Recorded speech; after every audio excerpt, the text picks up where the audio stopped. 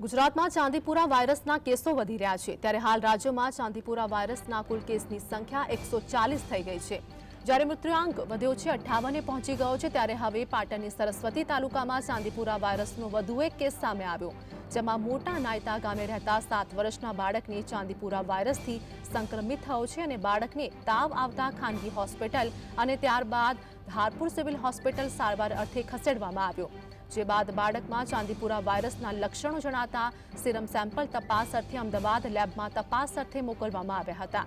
Lab report આવતા બાળક ચાંદીપુરા વાયરસથી પોઝિટિવ હોવાનું સામે આવ્યું છે સંવાદદાતા અલ્કેશ અમારી સાથે જોડાઈ ગયા છે વધુ એક ચાંદીપુરા વાયરસનો કેસ સામે આવ્યો અને રિપોર્ટના તપાસ માટે અમદાવાદ હાલ તો સેમ્પલ મોકલવામાં આવ્યા શું વધુ અપડેટ આરતી જે રીતે ઉત્તર ગુજરાતમાં ચાંદીપુરા વાયરસે બાળકોમાં કહેર વર્તાવ્યો છે એને લઈને બાળકોના ખૂબ મોટી સંખ્યામાં મોત થઈ રહ્યા છે ત્યારે હવે પાટણમાં પણ ચાંદીપુરા વાયરસની એન્ટ્રી થતા આરોગ્ય તંત્ર દોડધામ વચ્ચે ગઈ છે અને જે પાટણ જિલ્લાનું સરસ્વતી તાલુકાનું મોટા નેતા ગામ છે ત્યાં એક 7 વર્ષના બાળકને લક્ષણો દેખાયા હતા અને આના પછી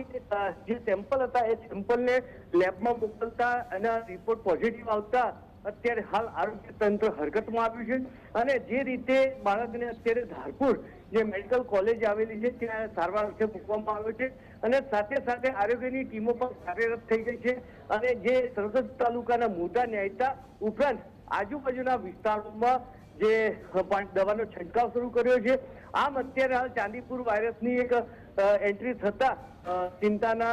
જો કે વાદળો છવાય પરંતુ હવે જોવાનું એ રહે છે કે આ જે ચાંદીપુરા વાયરસને પાટણ જિલ્લા તંત્ર આરોગ્ય તંત્ર નાખવામાં કેટલું સફળ થાય છે. અલ્કેશ માહિતી બદલ આપનો આભાર.